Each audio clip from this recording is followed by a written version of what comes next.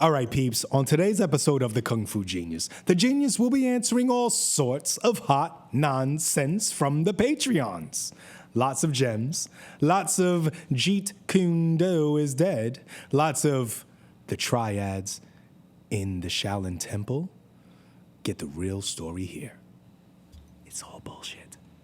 Let's get to it. And every day, I practice martial arts. Yo, Dre, how you doing, man? Sifu, I am doing rather well. All right, awesome. Swell well. So here we are for another Patreon Ask Me Anything episode. Yes.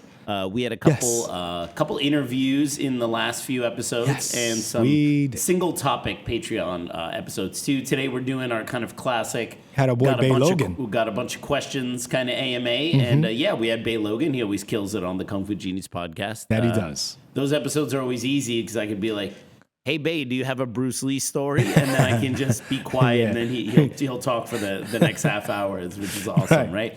Unlike these episodes where I have to be charming and informative, even when I don't know if anyone can hear, I'm a little run down for a little bit of, got a little bit of a flu, got from my youngest. Oh, man. You know, these kids go to school and they pick up everything and then they come and they're like, "Daddy, I love you," and spit right in your mouth. Cold catchers. Yeah. They just keep them.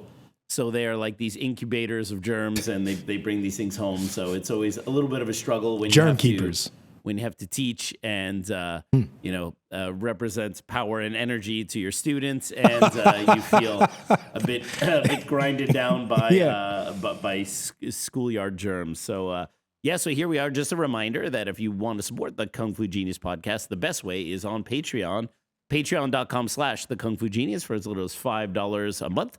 You can get access to episodes early, all sorts of other little goodies, Instagram subscriber reels.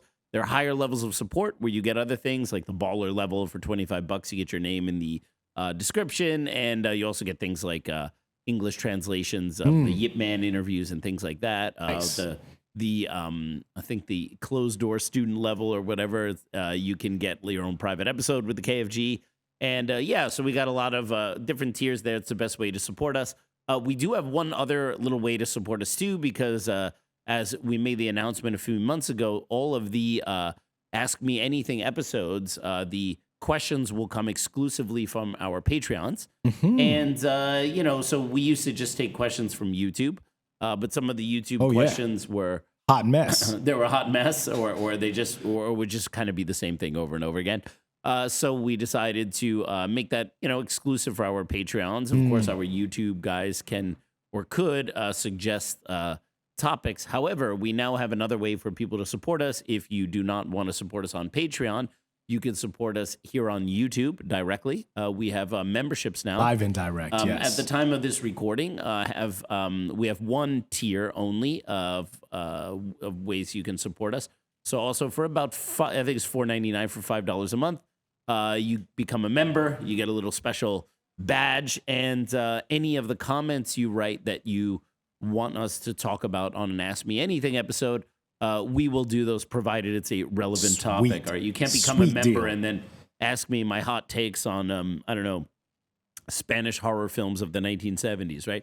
It has to be Kung Fu related, Wing Chun, Bruce Lee, Hong Kong, that kind of stuff. There we go. So there is a way now for people here on YouTube to support us through those memberships, and that link, if you're here watching us on YouTube, there's a little join button. You can see that there. And then also we got the KFG swag shop, so we have all sorts of cool things. Yes. KFG shirts, beanies, mugs, all sorts of stuff. And we're going to add some more designs, and including maybe some Dre and Mikey designs as well. So those are also tagged in these episodes here on YouTube as well. So lots of ways you can support your favorite Kung Fu what I hear? podcast. That if you go to Panama Canal, the best port that's over there. Hear about that port? No. Suport. It's the best. Yeah, there you go. Yeah, the that best. is the best. You got to visit that port. Yeah. Well, that's the best one down there. You know, the best of all the nations. Oh, yes, the donation. The donation. All right. Yes. Nation. Is your mic on? Yeah. Rhythm Nation's okay. You sound like a It's there. quiet It's okay. We, mouse. His people have had enough to say over the years. We have so much more. Enough giving them another colonizing platform. everything, bro. Yeah. So here Colin we are. Hurst. It is time to answer some questions from our Patreon. So what let's you do got that. for me today, I Dre? think I have quite a few. Yes. And when I say few, I mean more than a few. Let's All go with John Rubio. John Rubio. Awesome. yeah. John Rubio joined us on our Ultimate Hong Kong tour last year. Which I by didn't get the to way, meet him. we are the tour is open for 2024. We got dates in August, and the link is below. I usually pin it on the YouTube video, but it's also in the description if you're watching us or listening to us anywhere. Yeah, come. I'm already booked, it is baby. the best tour you'll ever go on in Hong Kong. You can ask anyone who's been on it. And so John Rubio, one John of our Rubio, patrons, yeah. a couple questions. All right. Did Bruce Lee's perspective of Wing Chun change as he progressed through the system in his later years? Question one. Mm-hmm. Wing Chun and other Southern Gung Fu, a part of political movement, their same origin as triads. This is in Yeah, I get the question, Dre. Just read parenthesis. Parenthesis. Was Sounded red like Mikey up in here. was red boat troops involved with triads since they both were anti-Ching. Okay. All right. So let's go He went gangster. let's go to the first question, and then we can get all Gangster. into Chinese gangsters and stuff. It's another topic I'm very fond of talking about. I wish these guys would give me more triad and gangster questions. Excuse me. In terms of the first question, did Bruce Lee's perspective on Wing Chun change as he went through the system? Well, I mean, again, we're always faced with these questions about what was the thought process of a person whom you never met and is also not you. All right, we are pretty unreliable narrators, even in our own motivations. man. All right, when you think about why you did certain things or what was the catalyst for you to change something, sometimes those things are clear. You have your coming to Jesus moment. You have your aha revelation, right? Yeah, your I have aha that every moment. day. And then okay, this is the reason why I changed my perspective on this.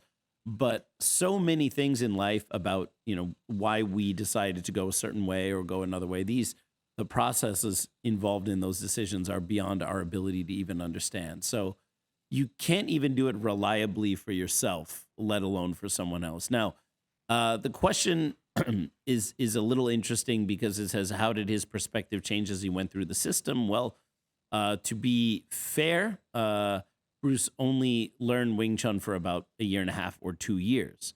So are we talking about how did his perspective change when he went through those 2 years of training? Well, pretty much the same as anyone else who goes from not knowing something to knowing something. There was probably the greatest jump in his perspective change when he started as a beginner who didn't know any Wing Chun and then started learning Wing Chun.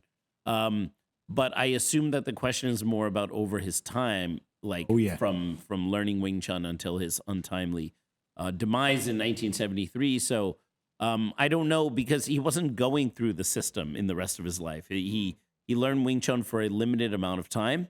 He came to the States. He took what he knew, the little amount of Wing Chun that he had, and he refined it, expanded it, and built on that foundation.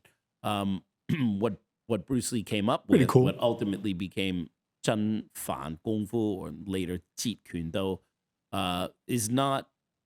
is in many respects not the logical progression of someone who goes through Wing Chun. In some philosophical aspects, perhaps, but in a technical aspect, no.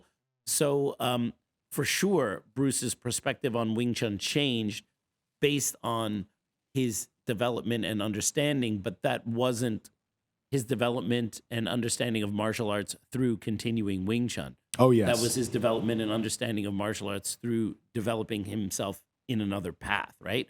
So it's not a Wing Chun based development, which it's not a value judgment. I'm not saying it's bad or good. It's just the letter of the question is a little interesting because it's how did his perspective change as he went through the system? Well, he did not really go through the system. He learned it for a short time, and then he went and basically developed his own thing. So I don't know. There are, there are many people who talk about Bruce gradually moving away from Wing Chun at the, towards the end of his life, which would be kind of the late period JKD stuff. And there are very, very strong arguments on that side. There are also very strong arguments that he did not abandon Wing Chun and he maintained it more or less for himself. It was his ace up his sleeve just in case he needed something. As Dan Inosanto said, whenever Bruce was serious about a fight, he would always rely on his Wing Chun. All right. So the idea that Bruce would give it up, the thing that came most naturally to him is seems to be a little bit of a hard sell. And punching, whether he was giving it up on teaching it to his students, that's a different story. People often conflate the two. Bruce may have told his instructors, to kind of maybe not teach that or not emphasize that, or he may have moved away from it. Is this perhaps because he didn't want Yip Man to find out he was teaching Westerners? No, if we're talking about late stage Jeet Kune Do, it's like late stage capitalism. If we're talking about late stage Jeet Kune Do, the cat is out of the bag. Yip Man already knows about this. I don't think. No, we're talking really like the last couple of years of his life. Got it. People often conflate that Bruce may have given it up in teaching, or he may have started to prune parts of it off of the curriculum. But that doesn't mean that in his own expression of martial arts, in his own skill set, in his own, as James DeMille, Bruce Lee's third student, would say, Bruce Lee's toolbox, that he gave that up. So people always conflate the two. It's pretty clear that what Bruce Lee was teaching and what he himself did, or where he was on his own path, were not always the same thing. But people always discuss these two things as if they are in fact one and the same. Interesting. And I don't believe they are. I believe that there was, Bruce slowly giving up on the idea of having a style or a system, which he created a style of no style, but then still certified people in this style of no style, which created a philosophical quandary. Is it an open system or a closed system? And then gradually at the end, not wanting to own that anymore, he kind of created his own problem with creating a style of no style. So say that the stuff he did in the movies versus the stuff he taught his students versus the stuff he did himself. Yeah, this could be considered three different styles of Jeet Kune Do. Yeah, Jeet Kune Do people are very fond of talking about functional JKD. That is what's taught in most Jeet Kune Do. Well, that's schools. what we all love, right? The and functional then, stuff. Theatrical JKD, which is what Bruce did in his films. But I think that you have to add a third category, and that's what he was doing himself. Which what he internalized. The idea, of course, of his Jeet Kune Do is not to just imitate Bruce Lee, but it's very clear that even I think what some of his highest guys were doing is not exactly the same as what Bruce Lee was doing. I have had great conversations with Jeet Kune Do instructors on this very podcast. Vincent Benitez. I've been on Dwight Wood's podcast many times. And, I sometimes get asked, why didn't I do Jeet Kune Do and so on and so forth. But I think I'm of the opinion. I never get asked that. That Jeet Kune Do died in July of 1973. I believe that from a philosophical perspective, for Bruce Lee's own written notes, I think it's very difficult to say, I teach Jeet Kune Do. I don't think it's difficult for anyone to say that, given what the founder said about the name, wanting it to be banished. If people were to fight over it, then just do away with it altogether. He literally wrote that down. That's like those parts in the Bible where Jesus says, like, I came not to bring peace but a sword, and people tend to go, oh no, let's read this thing over here, right? Or like Jesus just destroying fig trees because when they didn't grow figs, even though it was out of season, right? Just asinine behavior. People tend to skip over those things, right? Well, I have a feeling like in the Tao of Jeet Kune Do, when it comes to Bruce Lee saying like, let the name basically be eradicated if people are going to fight over it. It's just a name. Don't make it a crystallization, so on and so forth. That's the part that whether you're an original JKD guy or a JKD Concepts guy, Or they missed. people seem to ignore that part because that's Kim kind of saying, as I see it, Jeet Kune Do is his baby and no one else can really do it. As he said, Jeet Kune Do is the name he gave to his own to his own ignorance. It's his own process. So to call it a style is against the wishes of the founder. But no one seems to give a shit about that. They love and honor Bruce Lee in every other way.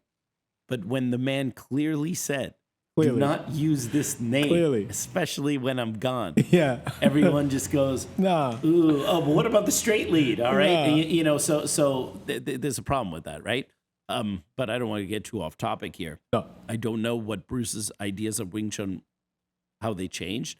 You can speculate. I know from discussing things with some of his students, for example, Steve Golden, that he created almost like an anti-Chi Sao, knowing exactly where the and this is using Jeet Kune Do kind of framework. This is, you know, the problem is like when I discuss Wing Chun and a Jeet Kune Do person hears it, and I've taught many JKD people. I currently have a private student who's a JKD practitioner, so I'm used to what JKD people think Wing Chun is because I've taught many JKD people over the course of my 20-something years teaching, including yourself. Oh, man. So I know what those guys come to me thinking Wing Chun is. Oh, right? Yeah. And so the problem is, so what I'm using a JKD kind of framework here. This is not how I look at Wing Chun at all right? But thinking of Wing Chun, things like Pak Sao Punch, Pak Sao Back Fist, Lap Sao Punch as entries, okay? And then, of course, if your opponent tries to block these entries in certain ways, you have your little counter movements, which is what they call Chi Sao, right? Nice. And so from what I understand, especially from some discussions with people like Steve Golden, is that when Bruce Lee, or perhaps this is, to be fair, Steve Golden's understanding of what he learned from Bruce Lee, you know, you would see a line where you would normally do like a Pak Sao Punch. Well, with a massive amount of speed, you could slip that same punch in there without the need to have a Pak Sao, but it would go on the same line. And then kind of assuming the person's Wing Chun response, maybe to, and I mean Wing Chun in air quotes, to block, like if you came in with a straight punch through an opening, and then they would try to parry or block that to the side, instead of doing the Bong Sao Lap Sao back fist, you just fire another punch over the top, filling in the same gaps that the Wing Chun techniques would kind of control and trap, but doing it with very fast hits, all right? Which reminds me a lot of basic Wing Chun. So there could be an idea of creating kind of almost a contactless idea of Chi Sao. But that's still just a speculation, all right, based on something I heard someone who is telling me what he thinks Bruce Lee thought, all right? So I don't think, I think that that's just another one of those questions that, you know, you cannot can truly really, know. You cannot, Kunch, no, not you truly cannot know. And like, even if you had Bruce Lee here, sometimes we can't even answer these questions for ourselves. Like, what is your motivation? Why did you do this? The factors that make us, you know, that contribute to our decisions. Did you eat or not? What happened a minute ago? What happened to you last week? All of these things will factor into why you make a certain decision. And if any of those things were different, you would make a different decision, and you're not necessarily aware of that, right? Yeah. So the second question, can you just reread it for me real quick? Second question coming right up. So what if you could transport back in time for a front row seat into the life and legacy of one of the most respected Wing Chun masters in history? Gong Sao Wong, a tribute direct students on Sifu Wong Sau Leung, offers you just that. Through a series of exclusive conversations, 25 direct students share anecdotes, reflections, and personal stories offering in-depth understanding of the man behind the legend. Order your copy today across 12 Amazon marketplaces with free shipping. I absolutely love this book, and I think you'll find it an indispensable part of your collection. I can't recommend it enough. Get yours today. Go to Amazon, type in Gong Sao Wong, and there you go. Wing Chun and other Southern Gung Fu, a part of political movement, shares same origin as Triads. was red boat troops involved with triads since they both were anti-Ching. Okay, so now we dive a little bit into history, all right, which is another steaming plate of hot garbage. His story. It should be her story, right? Yeah, okay. Her story. So, Mother China, it's her story. So again, the problem is that you know, a lot of this stuff is rooted in myth and speculation and blah blah blah blah. As it always needs to be reiterated, I'm not a historian, and neither is your Sifu. Okay, so the historical methods, the methodology of history, is it is an academic study, and people who just say, oh, well, the history of so-and-so or this style is blah, blah, blah, blah, and they're just repeating what they read out of a book or they're repeating what their Sifu told them, does not mean they know anything about the actual history, all right? Because when it comes to verifying, okay, are these facts or statements true? You need to have evidence. You need to have strong evidence. The stronger the claim is, the stronger the evidence must be, right? Wow. And you need to have, if possible, multiple corroborating streams. Okay, so you have a certain fact, and this fact is corroborated by, you know, one source, okay, but 2 or 3 sources, we're getting stronger now, right? And with a lot of Chinese Kung Fu martial art, like a lot of Chinese Kung Fu history, you barely get the one source that could substantiate it, because a telltale sign that something is not history or is not actually history is that it reads like a story. Mm-hmm. So when you hear something like the 5 elders of Shaolin escaped the burning temple, you know, there was a traitor and they escaped in the middle of the night and these underground tunnels, and then they went on to found these 5 styles and blah, blah, blah, blah, blah. That reads a little bit like a fairy tale. And that is a huge red flag that the story is not necessarily partially fictional, but it's a whole cloth fabrication. Because there's no actual history of anything that reads like a fairy tale. So that means that it's a fictionalized version, maybe of semi-real accounts, but most likely not. So the moment it comes off, you know, Wing Chun is, you know, betrothed to Leung Bok Chow, but then this bandit comes in and finds her so beautiful and wants to marry her, but then the nun sees her and takes pity on her and says, if he can beat you in 1 year's time, then he can marry. I mean, come on. All right. This is some fairy tale bullshit right here. Okay. The story doesn't make any sense. Why would some, bandit who came into town, saw Wing Chun, wants to marry her because she's so beautiful, listen to some nun say, no, come back in a year's time, and if you can beat her in a fight, then you can marry her, and be like, okay. Come on. We're adults here. All right. And if people go, no, well, actually, the story was human. No, actually, it's a fake story, and you're just telling another version of it. All right. So the Wing Chun story reads like an awful fairy tale. And but it doesn't make sense. It just because it reads as some kind of narrative fiction, and that is a very, very strong red flag that it is not actual history. So to come to the question here, which is, do these Kung Fu styles have the same origin as these triads? This is where things get a little muddy, all right? Because the original triads, and do you know why they're called a triad? Because they don't really use this term in Chinese. They sometimes say sam hap wui, but they would normally call it a hak se wui, a black society. Because these are now criminal enterprises. Most likely the term black society, hak se wui, is a much more modern name for those societies. Perhaps in the olden days, they were more generally referred to as sam hap wui, or 3 harmony societies, and that's where 3 harmony became triad, because these societies originally were trying to harmonize heaven, man, and earth. Okay, those were the three things. Like a good thing.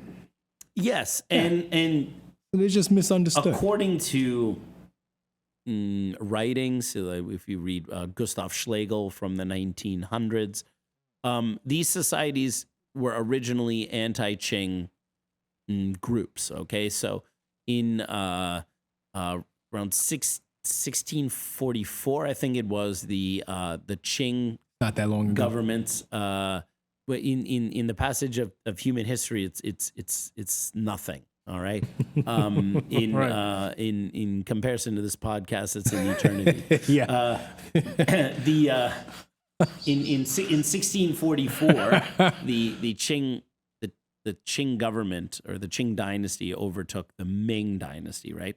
The Ming dynasty was the last full-blooded Chinese dynasty. Now, China has had a long history of being ungovernable. When you look at, like, you go back even into the time of Confucius and Lao Tzu, Taoism, these were created during the Warring States period, where the problem China had, among others, was two things. The emperor had a so-called mandate of heaven, meaning that the reason why the emperor is the emperor is because heaven or God put him there. Therefore, if the people have good harvests, there's good weather, there are no catastrophes, that means that heaven favorably or looks upon the current emperor favorably. But if there's famine, if there's disaster, if there's a loss of crops, that means that heaven is unhappy with the emperor. So by this irrational belief, superstitious belief, it meant that whoever was emperor was at the whim of the weather, was at the whim of natural catastrophes. You see what I mean? So again, religiosity and superstition plays part in stupidity. All right. So you have. Could you imagine if he was in Seattle? Yeah, exactly, Emperor. right? And they would be every year they would be blaming the emperor, the Seattle emperor, for 9 months of rain. All right, It's like, come on, man. Yeah, I had Give me a break. a very good friend of mine from Seattle. He grew up there, and most people who grew up in Seattle, they defend it to the death. But people like me who are transplants, we grew up on the East Coast, then we went to Seattle. We look around and we go, this is the fucking Twilight Zone. And then we get out, right? Yeah. But people who grew up there, when you mention it to them, there's something called the Seattle Freeze, and you can Google it, all right? You can Google the Seattle Freeze, and it's a social, it's a weird social norm in Seattle about how cold and culty and, I guess, glitchy or like cliquey everyone over there is. But when you mention it to people who grew up there, it's like an M. Night Shyamalan movie. They're like, "What are you talking about?" And like they don't see it, and you're like, "Yeah, this is really a TV show. Don't you see the cameras?" Yeah. Right? But when you visit there and you live there for a few years, you go, "Oh, this place is really, really weird," right? Is there a reality show about Seattle people? I don't know. Should be. I would never watch it. You would just. Should be. I think it is. It's the movie The Ring. God. And so if Late. but I have some good friends from my time in Seattle. And when I left Seattle, I remember I said something like, "Oh man, I'm so happy to move back to the East Coast. At least it doesn't rain 9 months out of the year." And then one of my Seattle friends was very quick to say, like, "Actually, New York gets more annual rainfall than Seattle," which is true. Because as you know, here we get like crazy heavy We rainstorms. get the booms. But Seattle is like Chinese water torture. It doesn't rain like the crazy It's monsoon drizzling. rains we get here. It's just Like drizzling. because our rains will be powerful, Wow. but then it's a day, and then it doesn't rain for days and days and days and days and days, right? But Seattle, for 9 months out of the year, it's gray, and it's like this drip drizzle that doesn't stop. It's like it's like you're strapped to a table, and there's just a drop of just water Misty. that every 10 seconds lands on the same spot. Basically like living in England. Yes, You know, yes. it's just not raining, it's a bracing dampness in the air. Yeah, exactly, right? And you really can get SAD, seasonal affective disorder over there. It's SAD. yeah, it's good. Wow. Yeah, if it's sad. It's rush. sounds it's sad. awful. It's terrible, man. It's really terrible. So anyway, so if there was a Chinese emperor in Seattle, they would get his ass out. Yeah, they would hang No, him we for need the to 9 get months, him right? out of here. So anyway, you know, one of the reasons why China was so ungovernable is because you had this belief in a mandate of heaven. So that's why, you know, an emperor could have a good couple of years by luck, and then, you know, the weather changes, there's a flood in the Yellow River, and then forget it. 'cause of him. All right, exactly. Yeah. So you have that problem. The other problem was China's immense size, where China, you know, think about governing a country the size of China in a pre-modern communications era. You would see just how difficult it would be. Just You would have- land, you could have a land. headquarter somewhere, let's say in the north, let's say your headquarters was in Beijing. Yeah. How are you really going to control people in the south?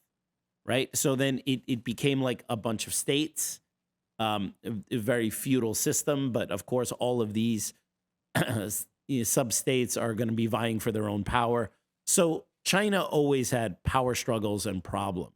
So the idea that during the Ching Dynasty, when the Hongmun was founded, which were these anti-Qing rebels, that this somehow represented the first time that there was insurrection among the ranks of the Chinese against the government, Oh yeah. just because it was they were non-Chinese, they were the Qings, is also not true. I mean, China has had, it's a constant repeat of the same story, right? And the reason why the Qing dynasty was able to even come into power is because the previous dynasty, the Ming, was falling apart like all these other dynasties at the end. Cheap There was suit. rampant corruption. They were weak. They were opulent, and the Qing had their moment, and they came in and they took over, right? So this is not something specific to this time period. It's just that during the Qing dynasty, it was especially repugnant to Chinese because it was the first time since the time of the Mongols that they were ruled by people who are not ethnically Chinese. So China was being run by people who are not actually Chinese. And of course, as I mentioned before, the Qing government was very brutal in certain ways. They forced all Chinese men to cut their hair in that Qing dynasty hairstyle, which meant they had to shave the front of their head. So they had the braid in the back, which in the previous dynasty, the Ming dynasty, the Chinese men would have had their hair in a braid, but it would just be back from the front, like, you know, pulled all the way back into a long braid. And you never cut your braid because it was a sign of your long life. To cut your braid was to cut your life. So the Qing, they did not make you cut off your braid, but they made you shave the front part of your hair. And that mandate was only for the men. They had a specific type of hair style for women, but they did not mandate that Chinese women had to have that hairstyle. They only did it to the men to subjugate them. And if you did not shave the front of your head every 3 days, you could go to jail. And if you refused to do it, you could also be executed. So that hairstyle you see was actually it was a sign of oppression. I remember reason number 4006 why I got off Twitter many, many years ago. Oh goodness. I once wrote about the oppressiveness of the Qings on the Han Chinese. And someone, of course, with an anonymous account, like did the Twitter equivalent of like screaming at me, telling me how wrong I was, that the Qing dynasty, it was kind of, did you ever see that episode of Family Guy where they, Stewie and Brian were touring Germany and they had a history book? I have to see this. And it said something like, how come the history book doesn't say anything about Germany from 1939 until 1945? And then the German guy said, nothing happened. Everything was good. Tea was served. And then and it was like, we're just going to gloss over this, right? It was the equivalent of something like, no, it was great. Everyone was happy. The Qings actually did a lot of really great positive things for the Chinese. And it made me wonder, maybe I was wrong. You know what I mean? Because, sometimes people chirp shit out on social media and maybe the way they did it wasn't good, but maybe I was like, I've had this kind of take. Maybe my take was influenced by watching a lot of Kung Fu movies, which I always hate the Qing dynasty, right? So maybe I was wrong. So, what did the Kung Fu genius do? I went and I bought 3 history books on the Qing dynasty. 3 different histories, all right? one academic, one was like an author who writes about general dynasties in China. And actually, two of them were academic journals. One of them was like just a book written by someone who studied the subject. And no, it was fucking horrific for the Chinese people. Jesus Christ. But the fact that this person, and it was so weird because I never once seen someone defend the Qings and what they did to the Chinese, killing them and subjugating them. Wow. And for me to say that, it was like, I was like an evil person for saying that, right? So, it's like another reason why I just do not miss Twitter at all, right? Oh, man. Because if someone had an actual point and they said, well, actually, it's a little bit of a myth that the Qings were so brutal on the Chinese and da-da-da-da, here are my points. Okay, fine, I would listen to that. But it was like this, stigmatizing me as if I somehow said it was okay to, try to impregnate small amphibians or something like that. I mean, it was like the level of outrage of me saying what's more or less a non-controversial statement. Okay, the Nazis were bad. How dare you? Right? Yeah. Qing Dynasty, they weren't very nice in China. How dare you say that about my beloved Qing? Right? Oh, man. So I mean, it's not like people who are of Manchu ancestry are bad people. Shit, I am half German, okay? But we're talking about what was happening then at that time, all right? But Jesus Christ, man, social media. Anyway, Ouch. But I digest. So, You still call it Twitter, I noticed. No one calls it X. Everyone still calls it Twitter. I don't get it. Didn't Facebook also want to rename it to Meta, and that didn't stick? Yeah, that The didn't only stick people either. that call it Meta are the people that work at Meta, and even them, all of my friends that work at Meta still call it Facebook. Yeah, of course. Yeah, they're just Wow. It's kind of like how they try to rename Hell's Kitchen to Chelsea. No, not Chelsea. Clinton. Clinton. Yeah, I was a Chelsea Clinton. I always get those. Or, or like south of Harlem, Soha. Soha.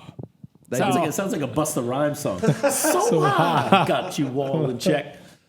Jesus, man, no way. Get out of here, man. Who would Soha? Oh, yeah. Clinton. I remember just when I lived saying. in Hell's Kitchen. It would be damned if I told anyone I live in Clinton. Can you imagine? Hey, I was just Xing something, I just sent out an X. Yeah, no one will ever. No one's say caught that. on to that. No one will ever say that. Oh. So anyway, Oh. so during the Qing Dynasty, especially during the late Qing Dynasty, these groups were starting to form. Mostly in the South. Why in the South? Because they were geographically far from the North. Again, the problem of it being so difficult to control Far people from in China. from the tower. Because they're very far from the evil eye of Sauron. Right? Okay. So the eye cannot reach the South, right? Damn. So the original group, or at least the one that's most prominent, there probably were other ones, is the Hong Mun. Hong is the name like Hong, like Sammo Hung is actually the same name. The reason why and Mun means door or gate. And so they were like the Hung door, the Hung door. And the reason why they used... Like a moon gate. Yeah, the reason why they used the name Hong is because that was the name of the first Ming emperor. So the previous dynasty, which they, everyone has like, sugar-coated glasses when they look at the previous dynasty, because the Ming dynasty was also very corrupt as well. But the first Ming emperor was Hong. The people in the Qing wanted to restore the Ming, so then that's why they use Hong. Hence, certain Kung Fu styles, Hong Ga. All right, later, this is like it's supposedly designed by Hong Hei Kun or whatever, but it's most likely a reference to the appeal to restore the previous dynasty. So hence they use the name Hong. So the Hong Mun were the original group, the original three harmony society that were trying to fight against the so-called Qing. And they would, these groups would have little militias, and these groups would do espionage, spying, on the government, sabotage, all this kind of stuff, Sweet. right? And in order to recruit more members, it kind of became a little bit like, almost like the Freemasons, which is interesting now because the Hong Mun still exists, but they are actually linked together with Freemasons. So now you can go down to Chinatown here in Manhattan, and there's a Hong Mun Lodge on, I think it's at the end of Mott Street. and you look up there, it's the Hong Moon. It's in red. Yeah. And which, by the way, Hong, the name, sounds exactly the same. Like the color red is also Hong. They're pronounced identically, even though it's two different Chinese characters, Wow. which is like the reason why the red color is used a lot too, because they sound the same in Chinese. But you can see the Hong Moon Lodge on the end of Mott Street. They have it there, and these are like the original group that spawned all the triads. We should go check that out. And when you look at it, there's the all-seeing eye The Mason- Freemasons. Yeah. oh, wow. So they are basically Chinese Freemasons. Interesting. Yeah. So at some point the two groups merge. Yeah. So you would go in there thinking you're going to get the secrets of the universe. It's just a bunch of old Chinese men playing mahjong or whatever. Right? This is not the Grand Lodge is. Wizard or whatever. Who these guys do not have any There it is. secrets of anything. Yeah, All right. that's just chill. That's the secret. So just chill. the Hong Moon societies, they created a bit of a mythology about their origins, and this mythology starts at the Shaolin Temple. And so they believe that at that time they had 5 different lodges of the Hong Moon Society, and that's where the 5 elders came from. And so if you read, which I highly recommend, if you read Gustav Schlegel, Gustav, Schlegel, I think is Schlegel. Okay. Schlegel. Schlegel. And Schlegel you can- Maego. Yeah, Schlegel Maego. You can get his book on the Hong Moon as a PDF for free on. You can just Google it. I mean, it's in public domain. It's like it's written in the 1800s. Oh, and in sweet. there you can read the Shaolin story, the origin story, the 5 elders, the burning, the rituals, all that stuff. Because Schlegel was a sinologist, someone who studies Chinese culture from Holland in the 1800s. Went to China. You have to imagine this dude could like speak Chinese, read Chinese. He was a European at that time. And they had arrested a number of Hong Moon members, and they got a hold of their histories and papers and books on Nice. rituals. And that stuff. was there. And Gustav Schlegel translated it. Oh, okay. So what these guys at that time were doing is they were forming societies. These were really gangs. And their Keep idea it gangster, was y'all. Keep it gangster. to overthrow the Qing government, Fan Qing, Faulkner, to overthrow the Qing and restore the Ming, all right? Which is another reason why, the famous kind of hand gesture that people give when they bow in Chinese culture. There's a very benign version of it where you just put your hand over the fist this way here, which is to symbolize a fist. The right hand symbolizes strength and aggression, and the open hand is A slapping hand. Is Slap that. education. It's a book. It's paper, and the paper. idea that you are Rock, paper, scissors. You are using education and manners and learning to overcome the brutishness of the fist. Right. This is a one way. By the way, there are other alternate takes on what that means, but there are versions of this where the hand is facing forward, and this here is a symbol for the triads, because this here is the Chinese character for Ming, the fist being the sun and the open hand being the moon. The Chinese character for Ming is the sun and the moon next to each other. So by using this one here, this was like the secret handshake. Like, okay, you're part of this group. So Here. if I just randomly use Not that anymore. in Not some anymore. place, You're 200 years too late. Okay, so what about that temple downtown in Chinatown? No, doubtful. they'll be like, no, what's up with you? They'd be like, what are you doing? What right? are you doing here? So Hands. the triads later, the gangs that sprang from these groups here, they are really big into hand signs and gesture. I have a book about Hong Kong triads at my house. I have many books on Hong Kong triads at my house, and it shows all We've the seen different them. signs that they make.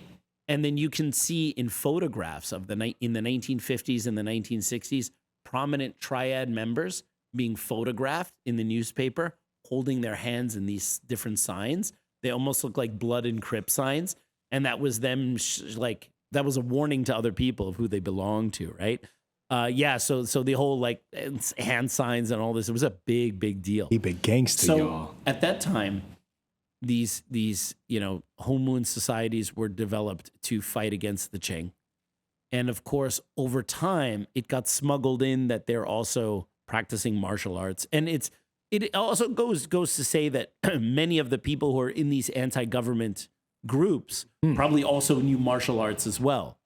So were martial arts developed in these groups, or were the people in these groups martial artists? That, I think, the problem is the assumption is always that these groups developed these martial arts. And I have a hard time believing that for a couple things. One, the root of most of the Southern martial arts and many of the Hakka systems, of which Wing Chun is one, is White Crane, which is a little bit older than all of this stuff. Second,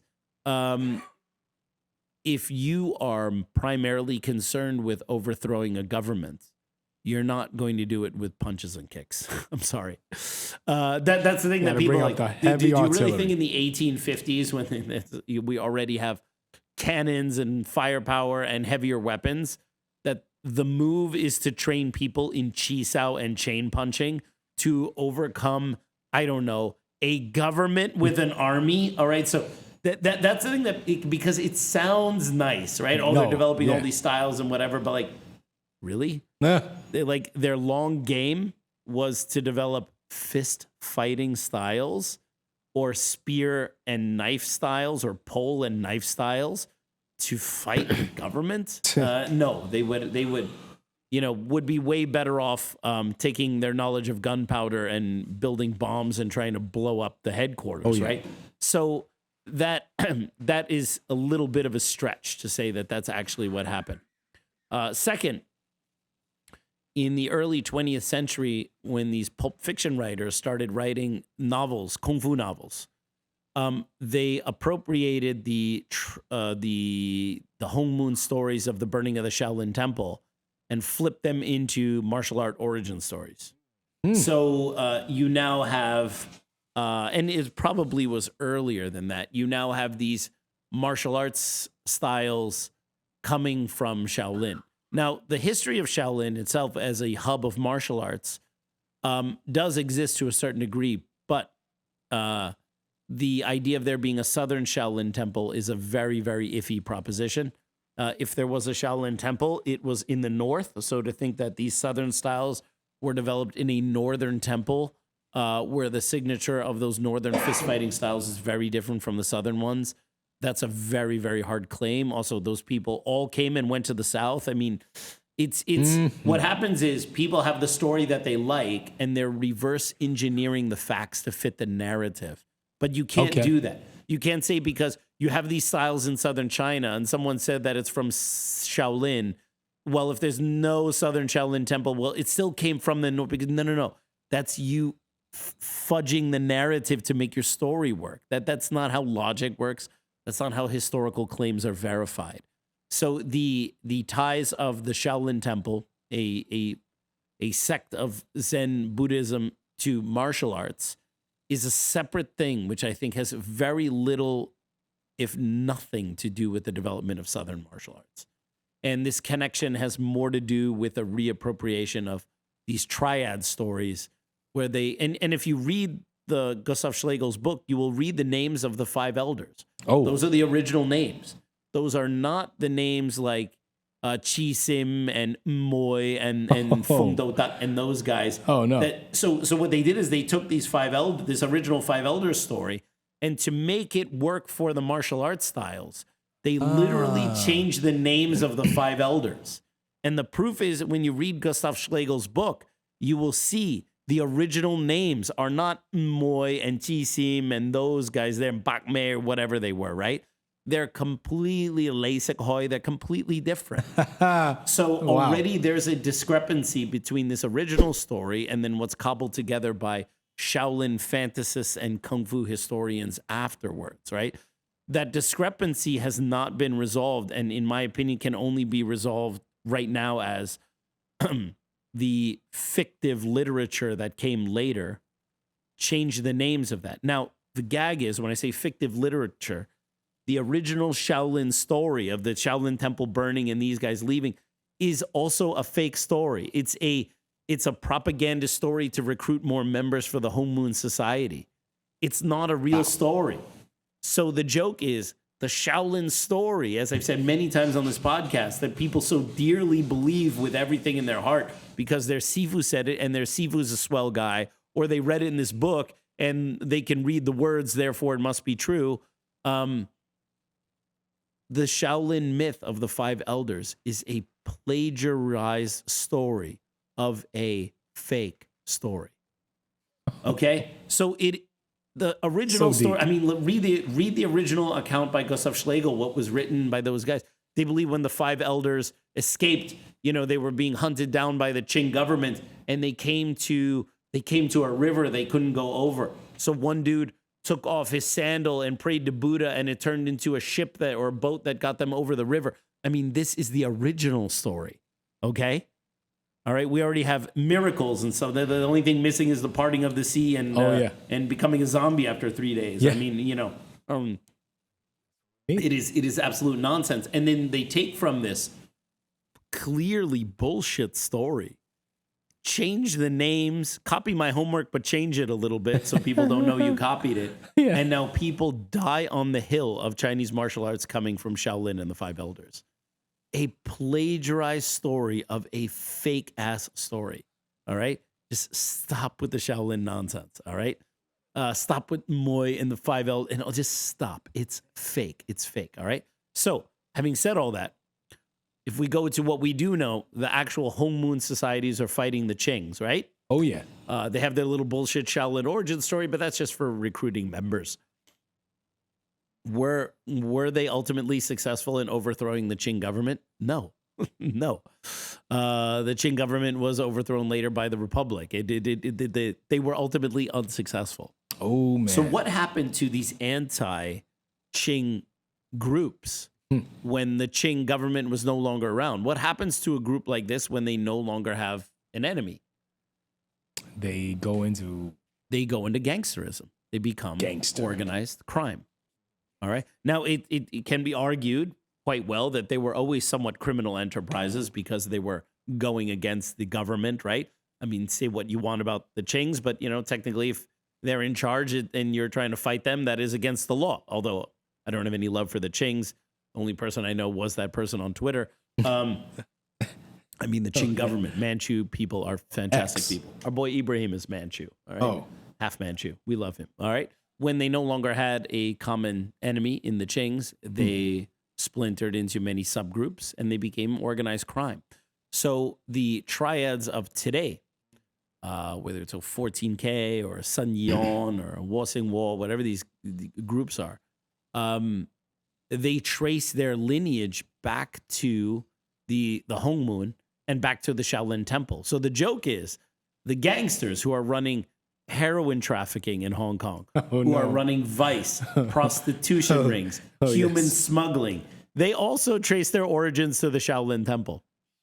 And the Shaolin lore is part of their origin story, just not connected with the Kung Fu stuff. So clearly because of the Shaolin connection and the fact that in 1950s and 1960s Hong Kong, there was a lot of gangsterism and a lot of gangsters practiced various Chinese martial arts, certain styles more than others. It's very easy to see where these connections will come automatically, right? But it's like you're taking a little piece from here and a piece from here, a piece from here, and your mind is filling in the rest. All right? mind melding. Yes. And so that's why I think there is a connection there, but it's not really what you think. The idea that the anti-government rebels are, creating cheese-out and chain punches to overthrow a government is a little ridiculous. So anyway, that's what I gotta say about that. Next question. So if you're not local to NYC, one of the easiest ways for you to improve your Wing Chun training is to train online with me. Online private training is tailored toward the individual and geared towards serious practitioners who want to improve their skills or knowledge base. I offer 2 private lesson subscriptions, twice a month and 4 times a month. Kung Fu Genius listeners use the code KFG Online to get 1 online consultation lesson free with the purchase of any subscription. That code and the links are in the description below. Online private training is a convenient way for you to ask any of the questions you've had about application, form, theory, or even how to teach. Bring a partner to train with you online at absolutely no extra cost. I'll show you how to train with your partner online. Again, use the code KFG Online to get a free consultation lesson with the purchase of any online subscription. Links are in the description below, and I'll see you online. All right, next question. We got Garrett Tansel. Everett Tansel. Yeah. Training at our Ohio branch now. Oh, yeah. Yeah. Sweet. The KFG crew's favorite martial art movie, one-liners, scenes. Scenes. Wow. Wow, that's difficult because I already know mine. well, since my teen years, I watch all of these films in their original languages, right? Oh, God. So a lot of people know like the corny goodness. English dubs, and those are chock full of crazy lines, right? Oh, yeah. But if I said, if I said them in Chinese, like what my favorite lines were, it would I don't know who would appreciate any of those. Kun pa xiu zhong, Oh, yeah. guan pa lo long. All right, that's from Pedicab Driver with Sammo Hung and Lau Kar Leung. Where Lau Kar Leung, one of the greats, faces off with Sammo Hung. So you have two of the greats of Hong Kong film choreography, Lau Kar Leung and Sammo Hung, facing off for the first time in a fight. And there's also another great line in there, which I think Lau Kar Leung says. I remember the English subtitle. It was like, fatty, because he calls Sammo fatty. Your face hurt my foot. So he kicks him in the face and he says, fatty, your face hurt my foot. And then Sammo gets the upper hand in a couple fight exchanges and then says the kun pa xiu zhong, which means in fist fighting, you fear the younger fighter. And then as the fight progresses, they get the poles. Yeah. And they start fighting each other with long poles. Oh, yeah. And then Lau Kar Leung starts whooping Sammo's ass and then says, guan pa lo long, in pole fighting, you fear the old wolf. Uh-huh. All right, because he was the older one, right? So I always thought that was cool, but that's not like a classic line. I don't really watch a lot of those dubs. Obviously, Enter the Dragon. Bullshit, Mr. Handman. All right, classic line. I don't think there's anything better than that. Yes, no. Bolts, there's don't no hit back, topping that one. finger pointing away to the moon, all that kind of stuff. I like the more generic ones that, I haven't watched those dubbed films for so Shit, long. Mr. Handman. But, they're kind of like the classic tropes of those movies. Like, so, you think your Kung Fu is pretty good, huh? And, Master! Like all those kind of like very corny lines you would hear. Oh, Don't man. call me Master, right? Yeah, and like, I heard Chinese, was that from Way the Dragon? Like, I heard Chinese boxing lacks any real power. Oh, you only lack power as a beginner. Show me. You'll get hurt. All right. So those lines are kind of funny. What about you? What are your lines? Oh, man. The thing is, I'm a Matrix guy.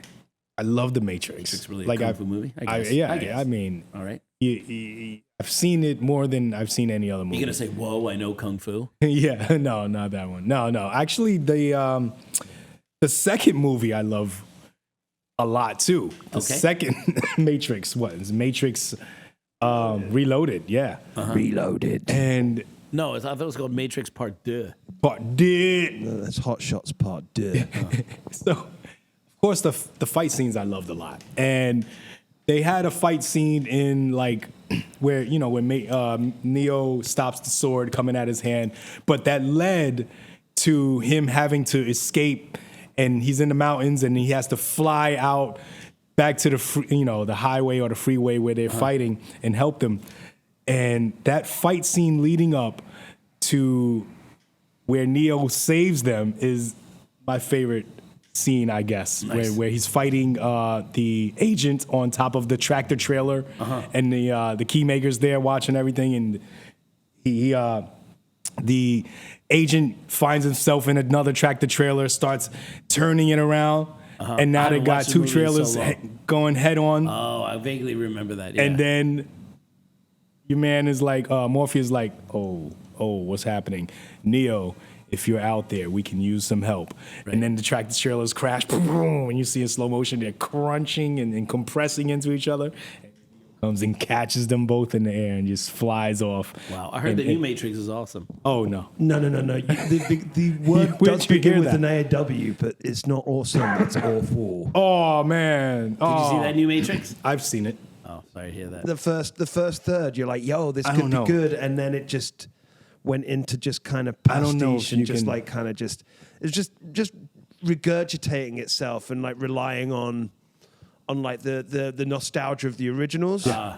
You know what I mean? Allow myself to regurgitate myself. I have to see it again, I guess.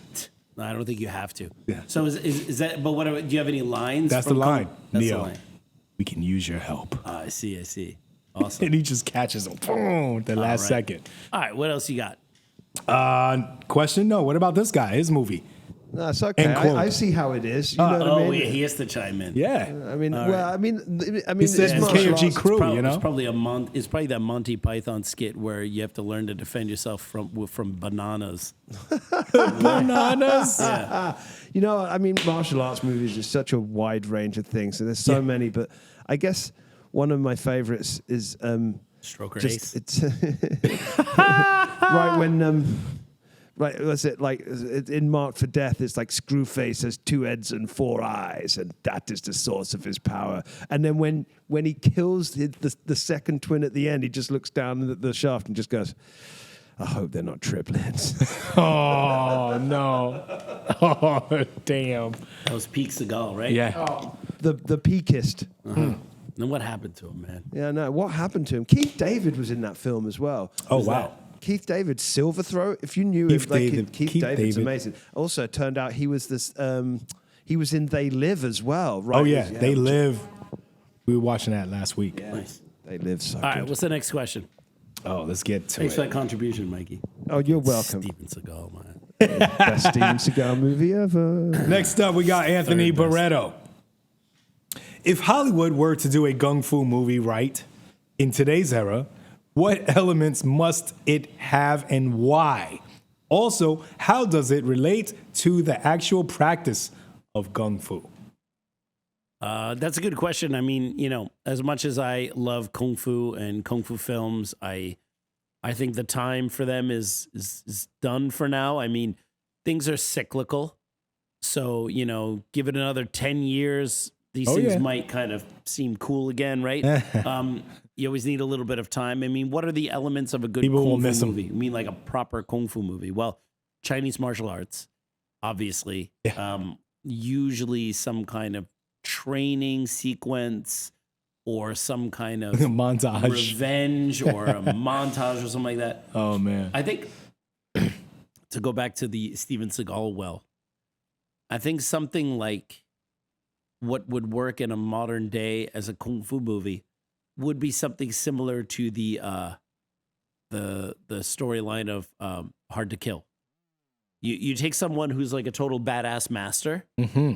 He's got a family. He knows his Kung Fu style. Lives maybe in the modern day, and then he's Taken out. family's killed. He's taken out, but he doesn't die. You know, when he comes back, Yeah.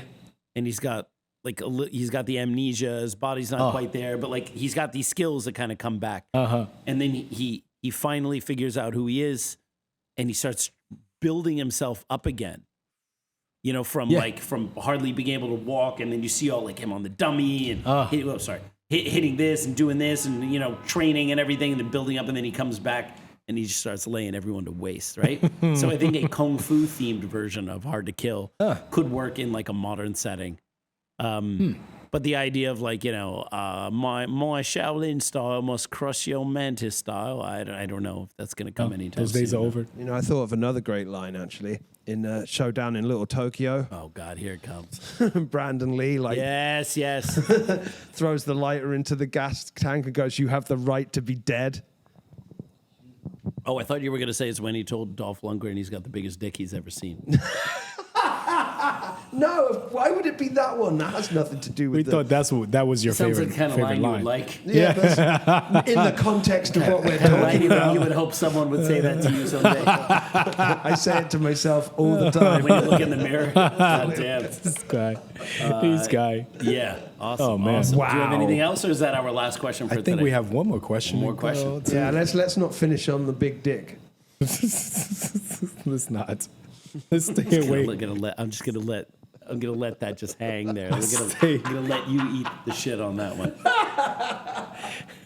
Jonathan Martinez.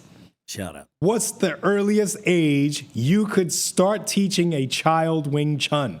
It seems like all the other martial arts are able to start as early as 5 to 8 years old. Wow, that's a good question. Yeah, it's difficult because it depends on the child. Oh, yeah. If you have a very focused and child that wants to do it, you can teach a kid anything. Yeah. All right. Acrobatics. You can teach all sorts of crazy, difficult things. So It's Wing all Chun the focus, would not be a problem. The issue, it depends on the child. I think in general, Wing Chun is not easy for children to begin with because it's got a lot of fine movements. At first, some elements of the training could be a little on the slow side. Oh, yeah. Where kids like action. But I think that you can teach Wing Chun to kids in the form of games.